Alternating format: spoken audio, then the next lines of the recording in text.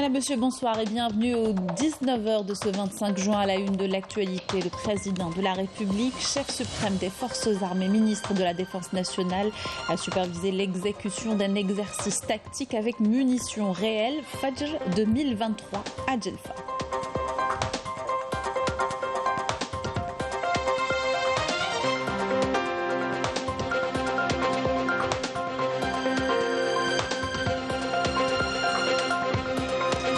Coopération algéro-chinoise autour du projet de Garage Villette, deux sociétés mixtes pour l'exploitation de la mine à Tindouf et la réalisation d'un complexe de transformation de fer à Béchar. Les détails tout à l'heure.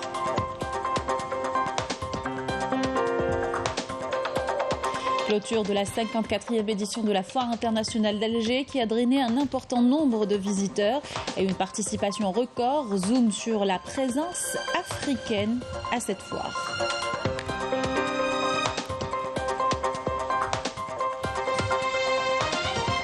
Et nous irons à Skikda qui se dote d'une nouvelle infrastructure touristique d'envergure, un village touristique aux standards internationaux d'une capacité de 1200 lits qui ouvrira ses portes prochainement. Bienvenue à tous, heureuse de vous retrouver. Tout d'abord, le président de la République, chef suprême des forces armées, ministre de la Défense nationale, Abdelmajid Tebboune, a supervisé ce dimanche l'exécution d'un exercice tactique avec munitions réelles, Fajr 2023, intervenant dans le cadre du programme de la préparation des forces pour l'année 2022-2023. L'exercice a été exécuté par les unités de la 12e division d'infanterie mécanique à Djelfa, appuyées par des unités des différentes forces et armées.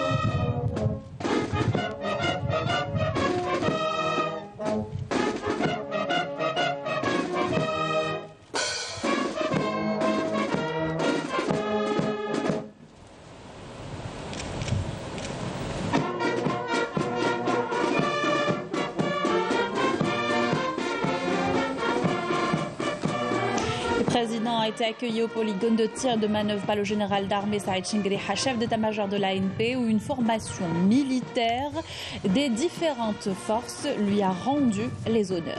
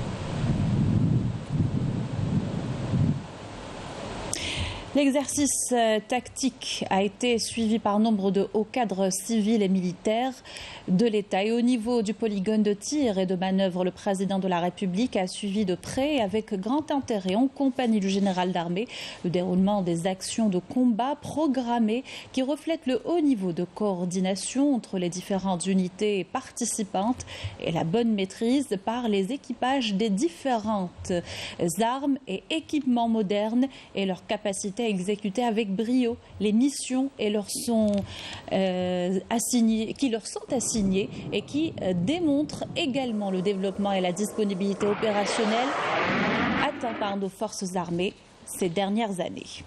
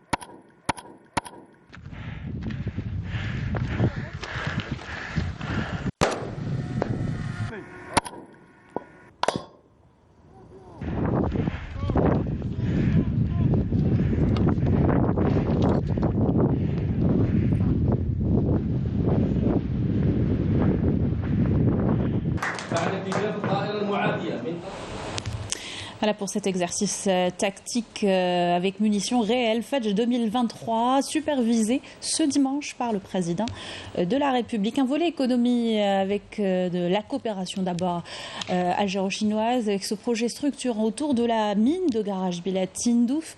Né d'un accord algéro-chinois, deux sociétés mixtes se chargeront du projet. La première pour l'exploitation de la mine, la deuxième pour la réalisation d'un complexe de transformation de minerais de fer à Béchar.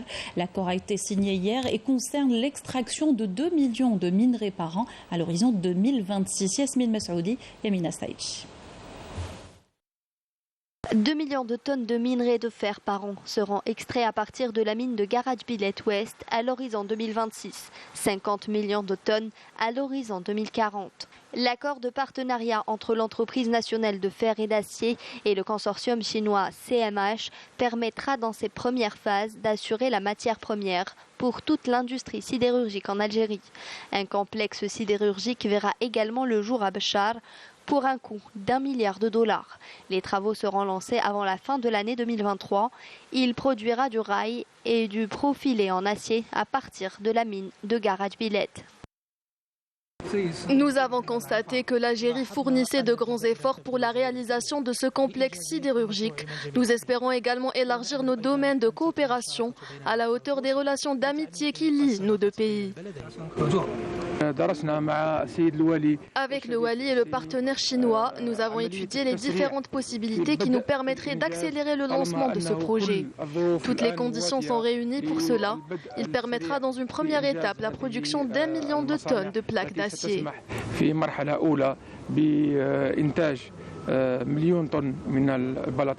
Ce projet qui sera installé sur une assiette de 1000 hectares, extensible à 3000 dans la zone de Toumiyet, permettra la création de milliers de postes d'emploi directs.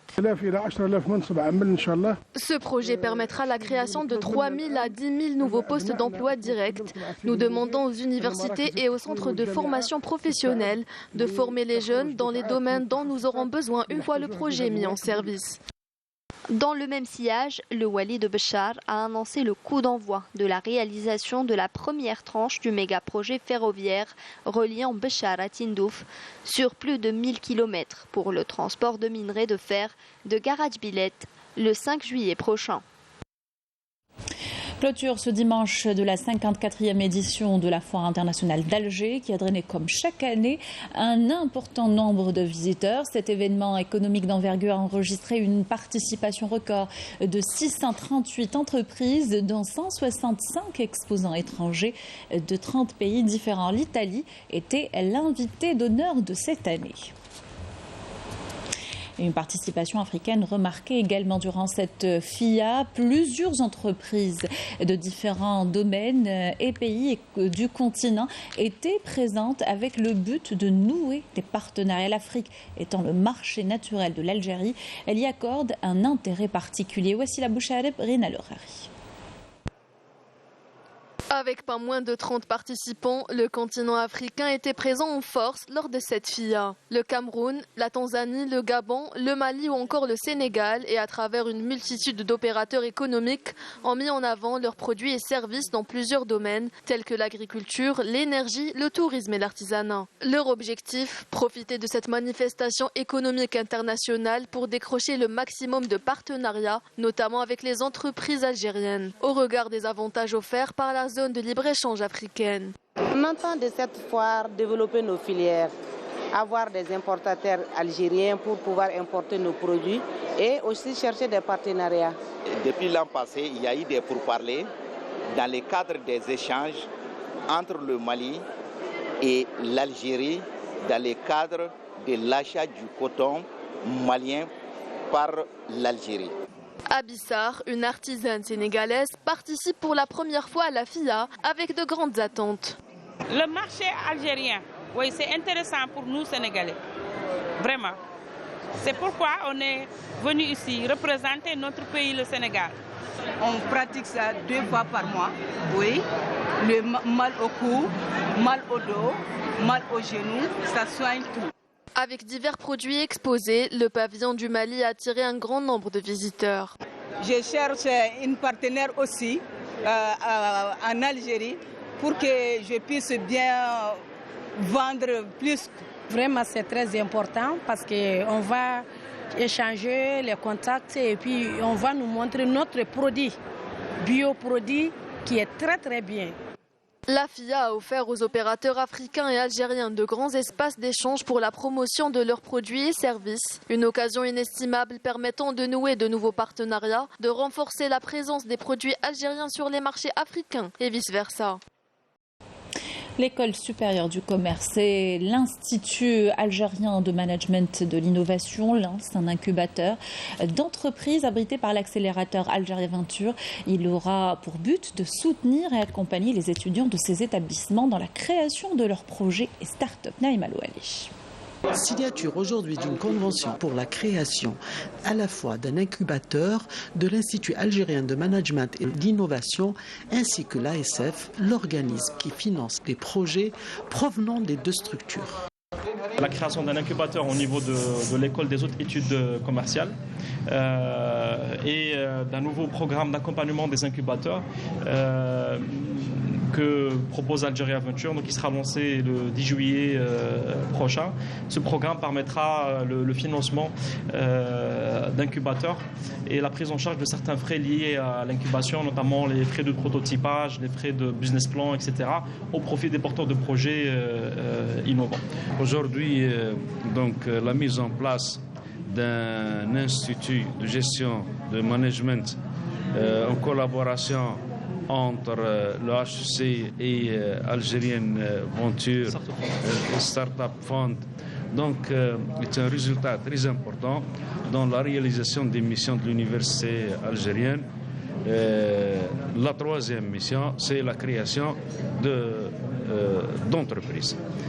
L'objectif de cet incubateur est de développer les compétences en matière de gestion, favorisant les pratiques innovantes dans l'entreprise. Il proposera des formations de courte et de moyenne durée en matière de management de l'innovation, du conseil, de l'expertise et également de la diffusion de politiques publiques d'innovation. Donc ça sera un véritable instrument de nos deux ministères en matière d'innovation. Le nouvel institut, quant à lui, proposera des programmes de formation axés sur la gestion de l'innovation, la propriété intellectuelle et l'entrepreneuriat. Début ce dimanche à Alger des travaux de la réunion régionale africaine sur la propriété intellectuelle, les ressources génétiques et les savoirs traditionnels y afférents. L'événement se tient en présence d'experts et représentants d'organisations mondiales et internationales d'une trentaine de pays africains. Organisé conjointement par le ministère des Affaires étrangères et l'OMPI, cette réunion a pour but de sortir avec une décision commune destinée à adopter un projet d'instrument juridique pour la protection des ressources génétiques et les savoirs traditionnels en prévision de la conférence diplomatique prévue en 2024. Je vous invite à écouter à ce sujet le directeur général des relations multilatérales au ministère des Affaires étrangères et de la communauté nationale à l'étranger, Mohamed Barrah. Il s'agit d'un processus fastidieux, long, mais qui va générer un régime juridique à même de protéger les droits des pays qui sont en fait la source de ces savoirs génétiques, de ces savoirs traditionnels et des ressources génétiques, à savoir les pays du Sud, et notamment l'Afrique, qui est en fait le réservoir de ces connaissances, de ces ressources, et en même temps les intérêts des pays industrialisés, des groupes qui exploitent ces ressources génétiques.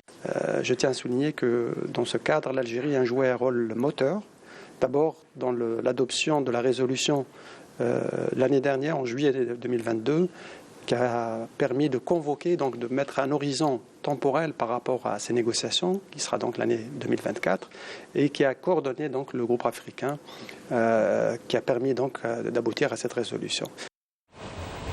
60,97%, le taux de réussite à l'examen du brevet d'enseignement moyen, année 2023. Les résultats sont accessibles depuis 15 heures cet après-midi sur Internet et dans les établissements scolaires. Je rappelle que les élèves ayant obtenu une moyenne égale ou supérieure à 9,5 sur 20 ont réussi leur examen. Le ministère de l'Éducation nationale qui précise que le nombre d'admis en première année secondaire est plus de 513 600. Les félicite pour leur réussite et souhaite une meilleure chance chance à ceux qui ont échoué.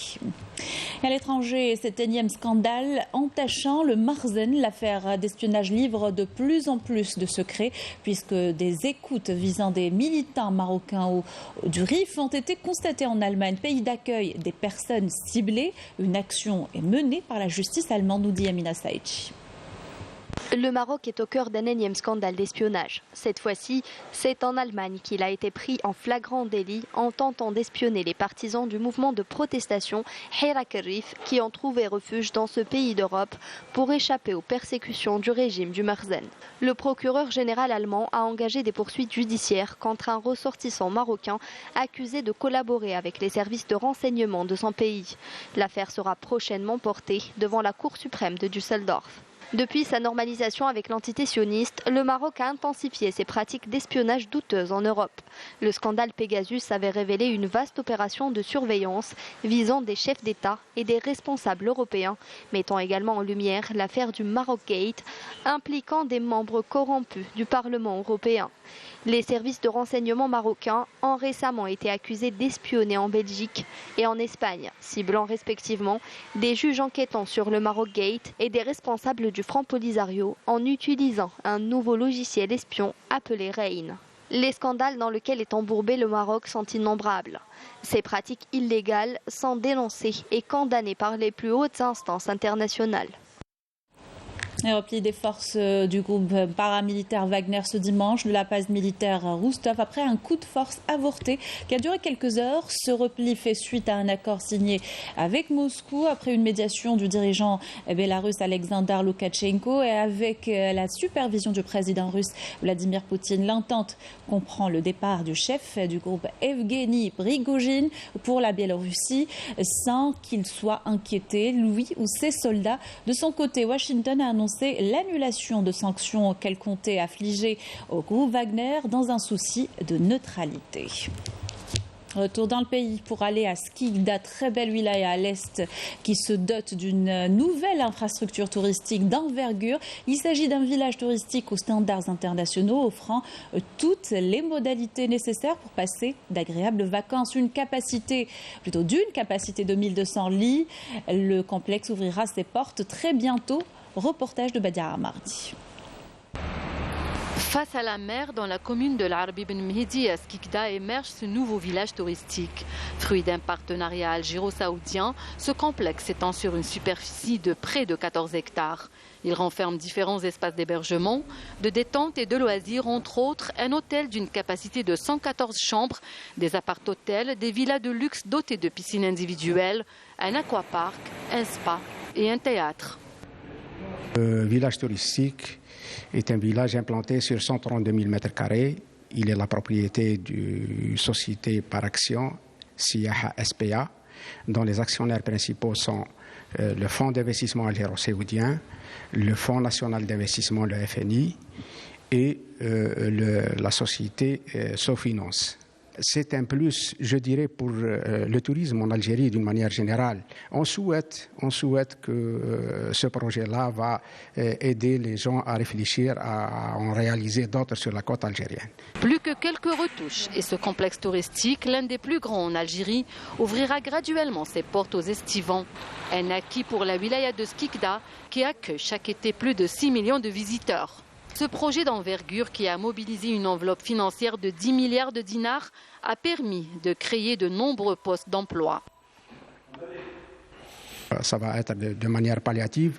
Il y a à peu près 390 emplois directs et il faut compter à peu près le double en emplois indirects.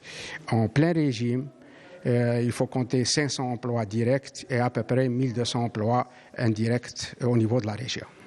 C'est un équipement qui va participer à absorber le flux des estivants qui vont arriver à l'occasion de la saison estivale 2023 au niveau de la commune de Skikda et la commune de Felfla. Cette nouvelle infrastructure touristique moderne vient enrichir le parc hôtelier national et mettre à la disposition des estivants une capacité de 1200 lits supplémentaires. Les Algériens à la recherche de nouveaux espaces d'hébergement, de loisirs et de détente peuvent prendre la direction de Skikda et profiter de ce cadre agréable de vacances. Et des plages de Skikda, on va aux plages de Boumerdes, une précisément celle de Srirat qui a accueilli ce week-end une compétition de kitesurf. Rina Lerari pour les détails. 14h tapante à la plage de Srirat, l'arbitre donne le coup d'envoi officiel de la compétition de kitesurf. Dans un tableau époustouflant, les riders se sont élancés dans les airs avant de replonger dans l'eau, leur kit déployé, prêt à chevaucher les vagues avec une maîtrise sans faille. L'adrénaline était à son comble. Intrépides, les kitesurfers ont réalisé des sauts vertigineux ainsi que des figures acrobatiques à couper le souffle sous les applaudissements et les encouragements des spectateurs présents. J'ai participé à la compétition, le grand challenge du Grand Bleu 2023.